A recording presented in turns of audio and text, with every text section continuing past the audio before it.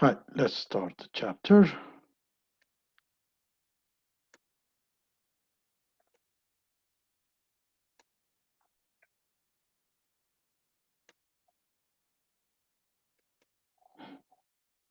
Okay, in this chapter, we're gonna speak about information, managing information system under how we do the developing information system.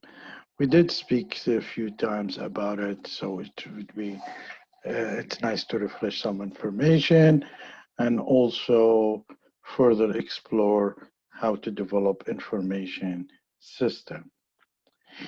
In this chapter, what we will be talking about is basically how does developing new information system produce organizational change? What are the core activities in the information system development process? We're also going to talk about what are the principal methodology for modeling and designing a system. What are the alternative methodology for developing information systems? And what are a new approach for information system development in the digital area? So, organizational change carries a risk and rewards. And we mentioned a few times that if you're going to make some changes, you want to make sure that you're not going to lose efficiency and effectiveness, and you're not going to lose the manpower that you think your organization, they are contributing to your organization at hard to replace, man. So the more you do changes, if it's successful, there is more returns on them, and but there is involved in risk. Now, the system as planned in the organization change,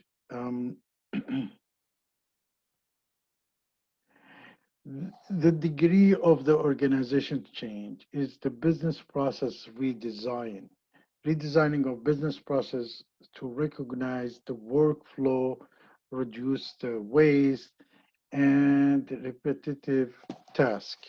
These are the goals to do a business processes or process redesign, which is the process is about analyzing, simplifying, and redesigning business process, recognizing workflow, combining steps of some processes, eliminate repetitions. The paradigm shift, the radical reconceptualization of the nature of the both business and organization. So organization can be reconceptualized and the business can also reconceptualize. Business process redesign, it's involved identifying the process for change, analyzing existing process, during the new process, design the new process, sorry, and then implement the new process and continue the measurement. So this is the how you do a process redesign. So basically, it is, let's say, as a business process for purchasing a book or a physical bookstore. The process is made of routines, few things that you do always. And as a customer walks in or customer go to a bookstore, he starts searching the shelves. And if the book is the book available, if it's yes, he will purchase the book. He take the book home. If it's no, he talk to the clerk. Clerk search. If he found it, then inquire about the ordering, and then able to order. But if he purchased the book, found it, there is an option, it is purchased, but if he doesn't find it or doesn't find, then he does the inquiry about ordering, and then he sees that able to order. If it's not able to order, then he go back, the customer goes to another store to look for it. This is the process you do when you go to a bookstore. If it's yes, then it's gonna go, the clerk gonna do a place order. Once he receives the book, he notify the customer and the customer returns to the store and purchase the book and take book home. This is what you call as is business process for purchasing a book from a physical source. It's a breakdown for all the physical activities that is done. Now, if you do it online, what do? You usually access the online bookstores, so you use the search online catalog, and then you see book available. If it's yes, you enter the order and payment and receive the book in mail. If it's no, then you select another online bookstore and you go back to the search online or another bookstore, and you keep repeating this, or again, the same issues. Now, identifying and document existing process is identifying inefficient. So identify and document existing process. Once you do existing process, then you identify where is the inefficiencies in these processes. Then you create a model for improved processes. You might have so many inefficient processes, and then you select which one must have, which one is nice to have, and which one you don't need to have these improved processes. So you create a model for improved processes, capture and enforce business rule for performing processes.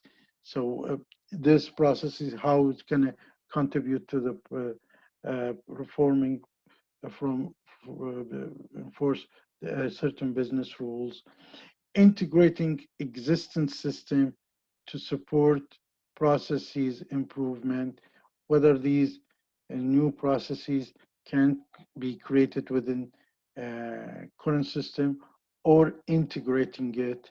Uh, it could be a third party, a software that integratable. Verify the new process have improved. So is contributing, and measure the impact process on key business performance indicators, the key performance. Is it your KPI?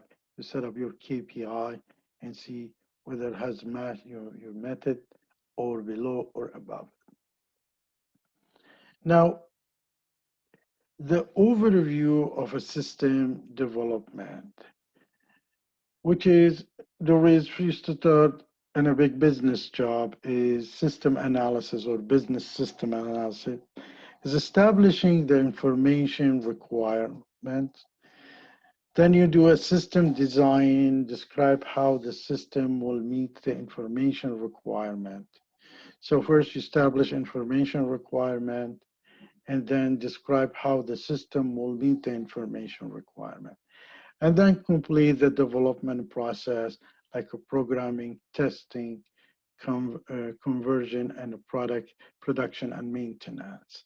So it's basically, you can create a scenario. How can I check my mark in the middle of the night, or how I can drop and add a new course, or how can I, and then you build the processes necessary, and then you analyze the gaps between the current processes and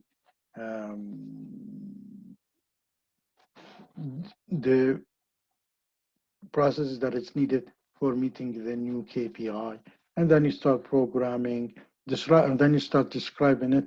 How do you meet this and programming, and then you're testing it, and you then conversion. You do conversion to these testing after testing is positive, and production, and you do a production go live, and then you do maintenance for it. So the process is like this. You do a system analysis, you do system design, you do programming, you testing, you do a conversion going live, and then you do a product and maintenance. And the circle keeps going on just like this. You might have some subsystem. It's also you need to do it, or some kind of certain activities that you need to do it. Now, what you looking for is really probably design a specification.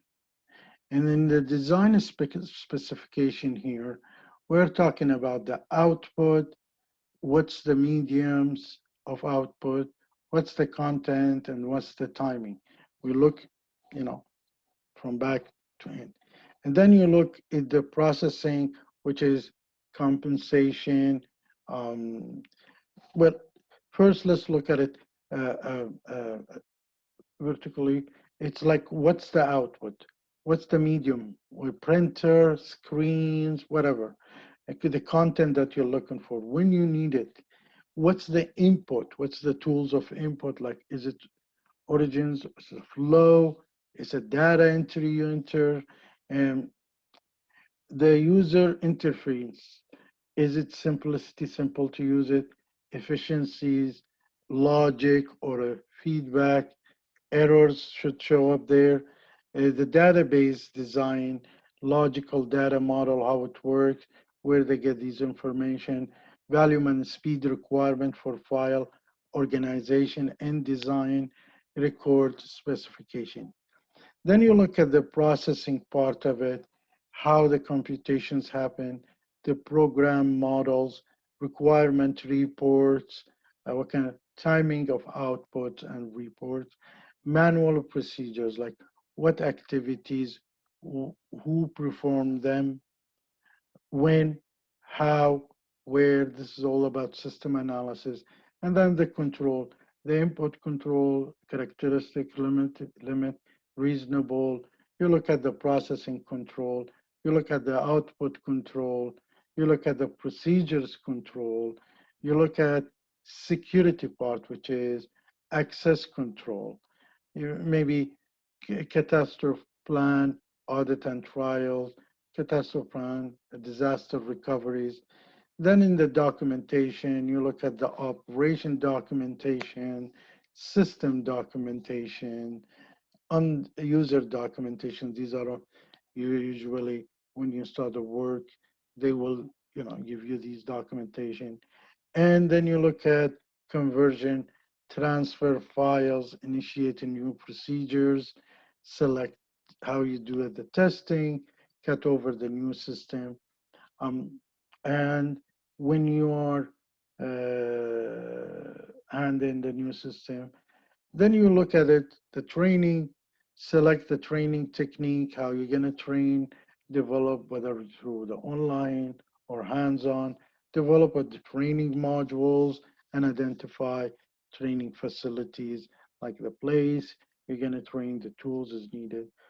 Then you have what you could call organizational changes, task of redesign. Maybe you need to do some job design.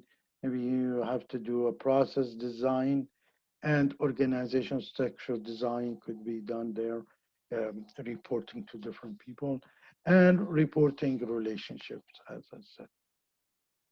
So these are issues that you might be looking at it while you're doing. And don't forget, there is a part of it, you have to do a testing.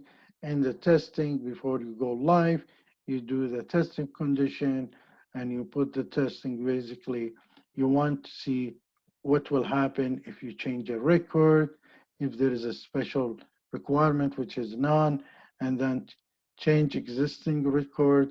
Is there a key field you need to enter? What's the result? Is it not allowed or allowed?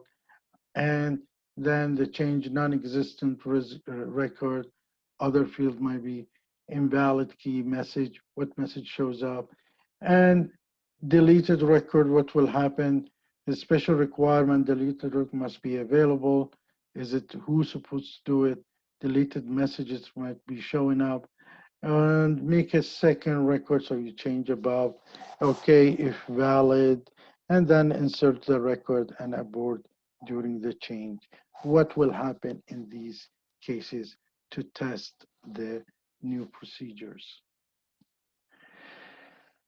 So what's a system analysis or business system analysis, which is called BA usually most of the time? The analysis of a problem that the organization will try to solve with an information system is like you do when there is a feasibility studies, determine whether the solution is achievable, giving the organization resource and constraints. So a BA job is to see how you implement and whether this solution can be achievable or not by adding more procedures or adjustment or whatever, customization. And then you establish information requirement, who needs what information, where, when, and how. The system design shows how an information system will fulfill the objective determined during the system analysis. So you do a system analysis, you find the gaps, and you do a system design, and the new system design will show how you close this gap. The role of end users. Users must have sufficient control over the design process to ensure that the system reflects their business priorities and the information needs. And we said the end users, you need to meet with them as a BA and take their requirement and implement them in their requirement.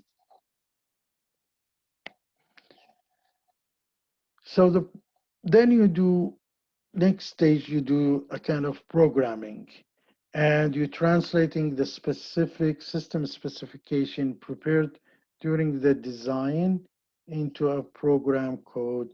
So these days you don't do coding that much. If it's necessary, you do that. Then you do a testing, which is determine whether the system procedures the desired result under known condition, as we said in the 2 slides before.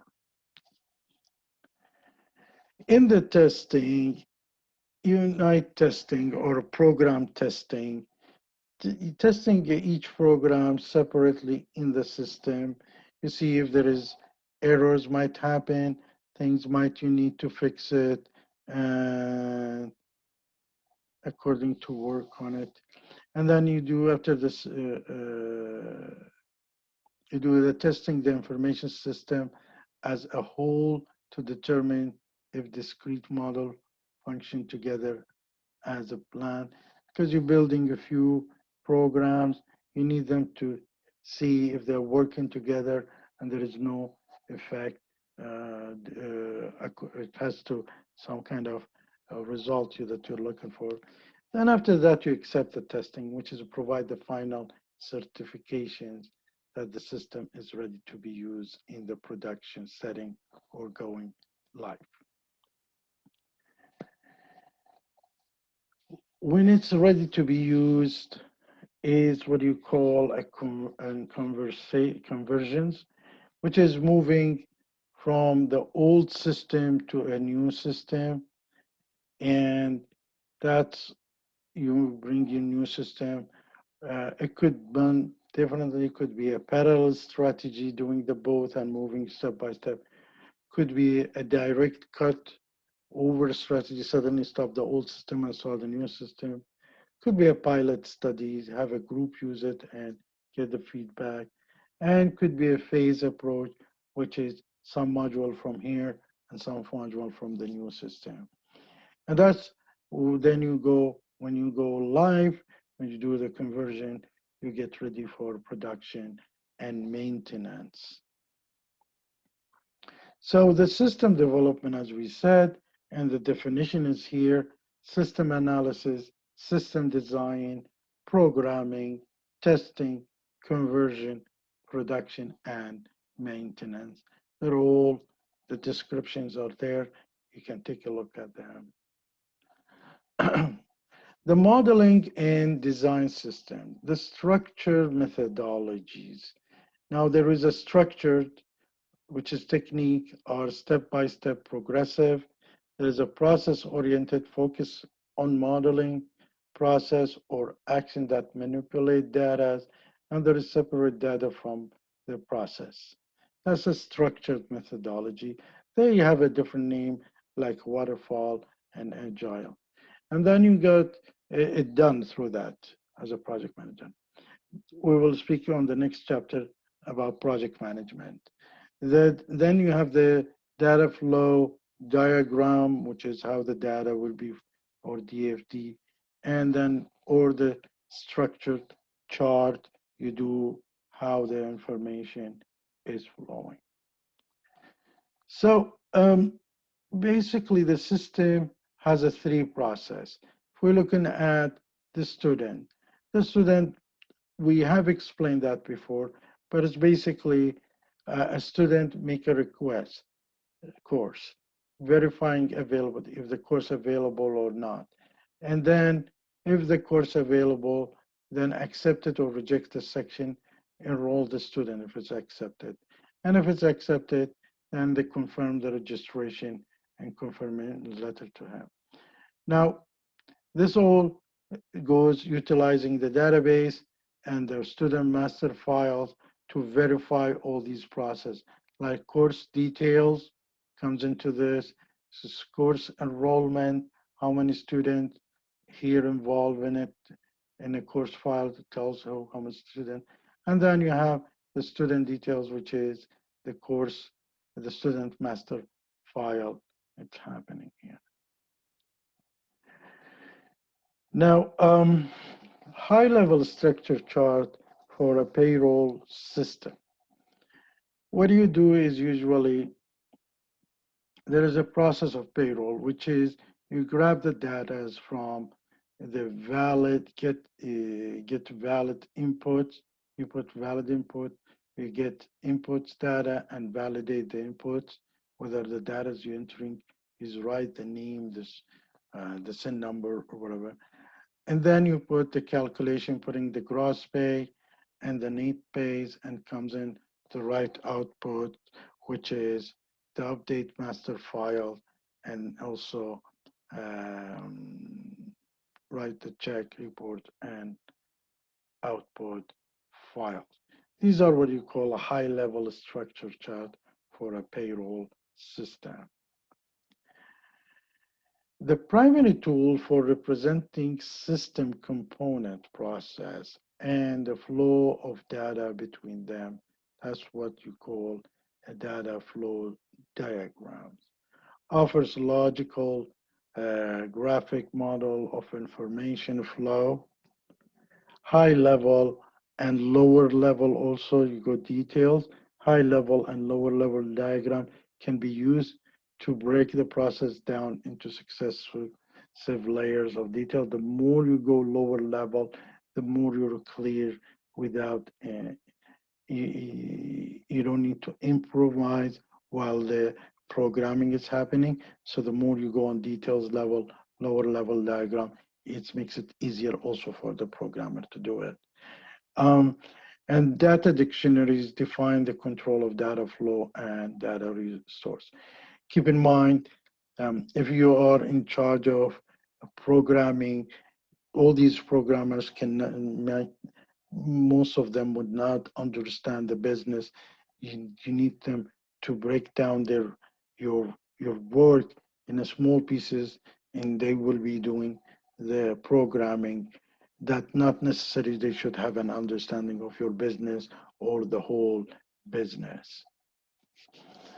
Now, what do you have? The OBD, or the object-oriented development, which is object is a basic unit of a system analysis and design object, which is combines the data and the processes that operate on those data. And also data encapsulated in an object that can be accessed and modified only by operation or method associated with that object. So you have data, it's kind of stored somewhere, and it would not be activated until that object could be selected. And it's also made of, as we said, data and process that operate on those data. Object-oriented modeling based on a concept of a class and inheritance. Objects belong to a certain class, have a feature of that class, and may inherit structures and behavior of more general ancestors class.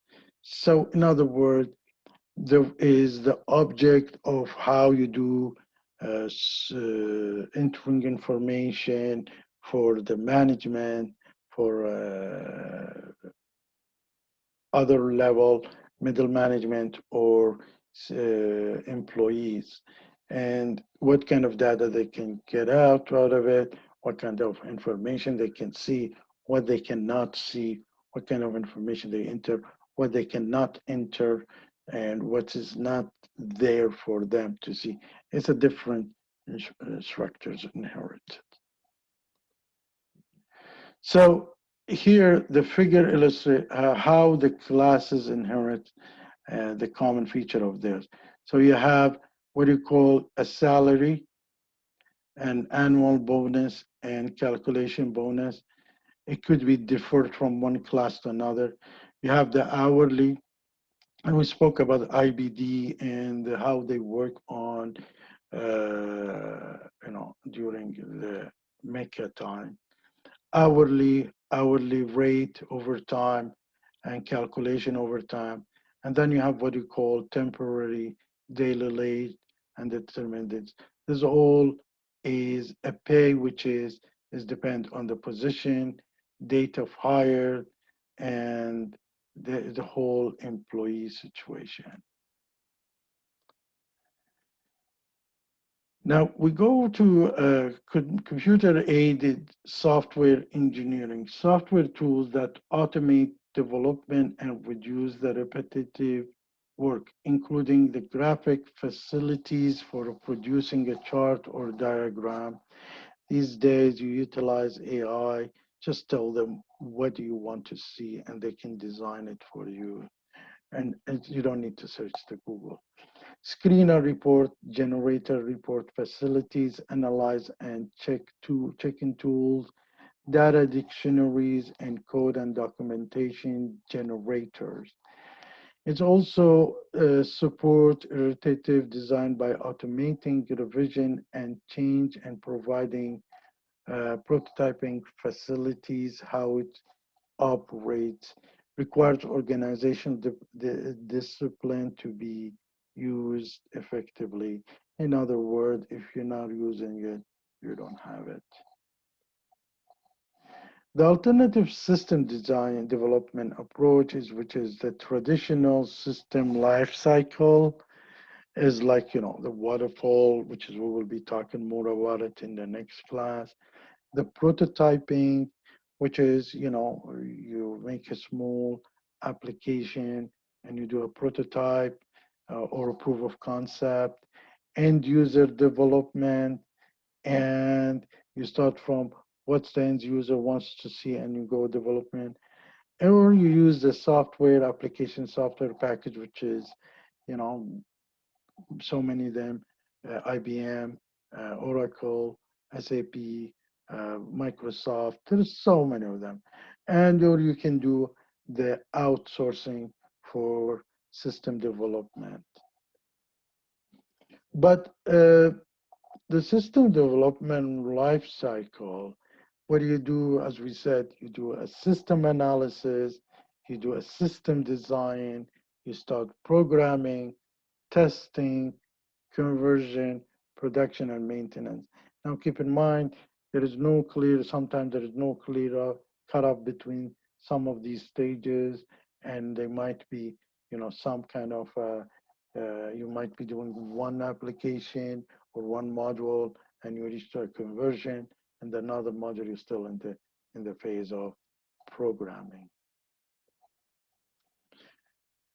In the traditional system life cycle, is the oldest methods for building information system, which is a waterfall mostly.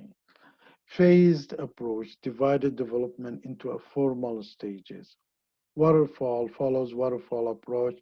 Task in one stage finish before the another one stage. So in the beginning, you build the whole task and you do your chant bar and you show how these tasks are related. When you do this, after this, or after a few weeks of this operation, is a program, project management. Or you do a maintenance formal division of labor between end user and information specialties. So you take it and see whether it's acceptable by end user, or you do some adjustment. Emphasize formally specification and paperwork, still used for building large complex systems, and can be costly, time consuming, and inflexible. Waterfalls is a very inflexible sometimes because there is three things you have to manage: the scope, the cost, and the time. And reducing any one of them, you have to increase or reduce the another one. Now, in the prototyping, building an experimental system rapidly and inexpensively for end users evaluate, like the agility way. Prototyping a working but preliminary version of information system. So you build some prototype, you test it, and if it's working, then, or you build some kind of a proof of concept, if it's working, and you continue. So the step of prototyping is identifying users' requirement, then develop initial prototype, use the prototype, revise it if it's necessary, and enhance the prototype. And we said this is only saying agility is one of these types. So identifying the basic requirement first, developing a working prototype, use the prototype to use the satisfied. If they are satisfied, then you do an operational prototype. If they're not satisfied, you revise it and enhance the prototype.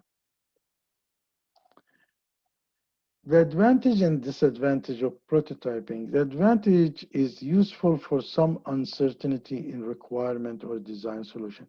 How many times you saw something and you said, well, now this is not what I want. So it's nice to do a prototyping, and then if this is what you want, then they build that. So useful if some uncertainty in requirement or design solution. Often used for end user interface design, more likely to fulfill end user requirement. The disadvantage may gloss over essential steps, may not accommodate a large quantities of data or a large number of users, and may not undergo a full testing or documentation. Now, end user development uses a fourth generation language to allow end users to develop system with a little or no help from technical specialties. And we brought some example of that. The fourth generation language, less procedures than conventional programming language. The advantage is more rapid completion of project, high level of users' involvement and satisfactions. Users will be involved so much and then they will see the result. The disadvantage, not designed for a process-intensive application. And it's also inadequate management and control, testing, documentation, there is none almost, and loss of control over data.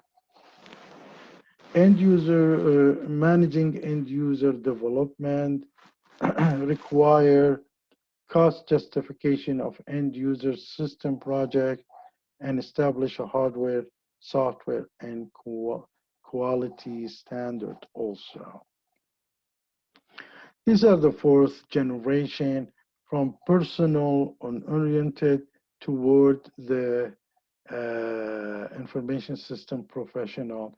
You got the PC software tools and query language, report generators, the graphic, and the more you go lower, then you have the application software package like Oracle PeopleSoft, HMC, MySAP, um, ERP, MySAP ERP, and uh, Great Plains, and then high-level programming, which is ALPER, which is generate program code with a fewer instruction than the conventional language, designed primarily as a productivity tools for professional programs. Now, the application software package and outsourcing unit save time and money. Many packages offer some definitely customization, and there is evaluation criteria for system analysis, which is we spoke about so many times, include functional provided by, which we try to separate objective from subjective from holistic. And it's like a functional provided by the package, flexibility, user friendliness, hardware and software resources, database requirement, installation and maintenance effort, documentation, vendor quality, supplier quality, it's different than vendor and or the consultant, and the cost definitely is one of them. To do that, we need to publish, an RFP request for a proposal, a detailed list of questions submitted to a package software vendor or vendors used to evaluate alternative software package. And basically, you put the requirement, yes, no, need some customization, used to evaluate alternative software package. Then what we have is the outsourcing the whole thing is like a cloud and SaaS providers. And we said that SaaS stands for software as a service, like some Amazon uh, sectors. There was other product or the same products like Oracle has some kind of SAS and others also they do that. Uh, then we have what you call IaaS or infrastructures as a service, subscribing companies use software and computer hardware provided by vendors, external vendors, uh, is like a you might hire an external vendor hired to design, create the software for you, driven by firms needed for additional skills.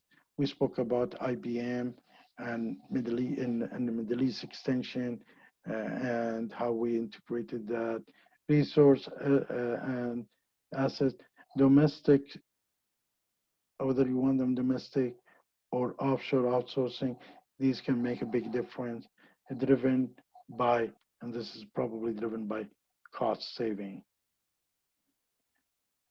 The advantage allow organization flexible in the IT needs. So suddenly if you need to develop your need or have more application, better, bigger storage, better software, all these can be done very well.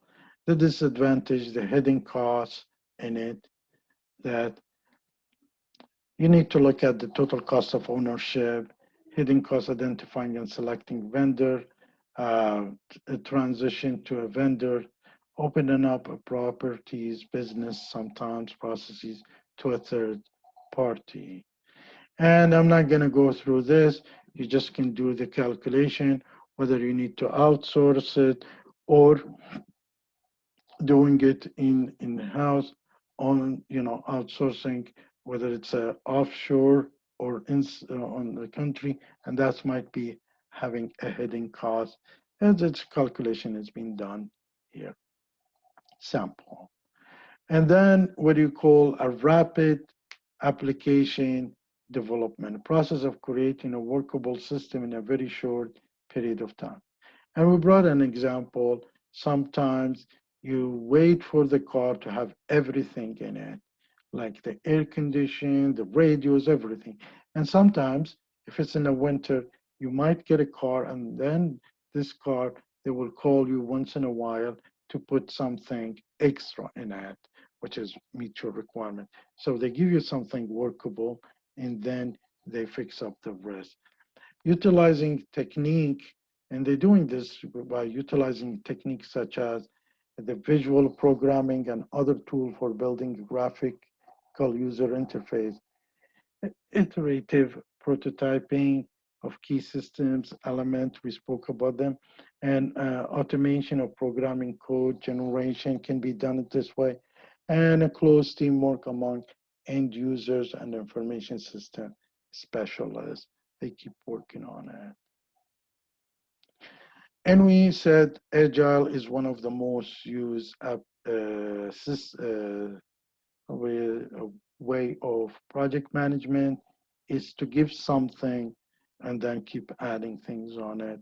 Is agile focus on rapid delivery of working software by breaking the large project into several small sub-projects. And the sub-projects is treated as a separate then it complete the project. It's just like you have two big applications and you want to integrate them. Imagine one application made of so many modules. You want to have them one module start, and then maybe within that module have some activities running. So this is how you break it down. And complete in a short period of time using the rotation and continuous feedback. And that solves the problem of project management in a way. Emphasize face-to-face communication over written. They usually have a one meeting every week, standing meeting. They discuss it and they have another meeting every 4 weeks or 2 weeks where they sit and start communicating, allowing collaboration and faster decision making. Just break the work, who does what, and when they're supposed to do it, and whether it's busy, give it to the next person, something like that. And it's a component-based development and web, a group of objects that provide software of common functionalities, like you do online ordering, for example, for software development is done mostly through the hacking system, for the hacking system or for virus can be combined, create a large scale business application also. So you ask so many companies to develop certain apps for you and you combine them together and you generate a big application. Then you have the web service, which is a reusable software component that is use XML and open internet standard, enable application to communicate within the with no custom programming required to share data and services, can engage other web services for more complex transactions. Just you break it down. Now, by this, we finish the chapter 13, which is developing information system.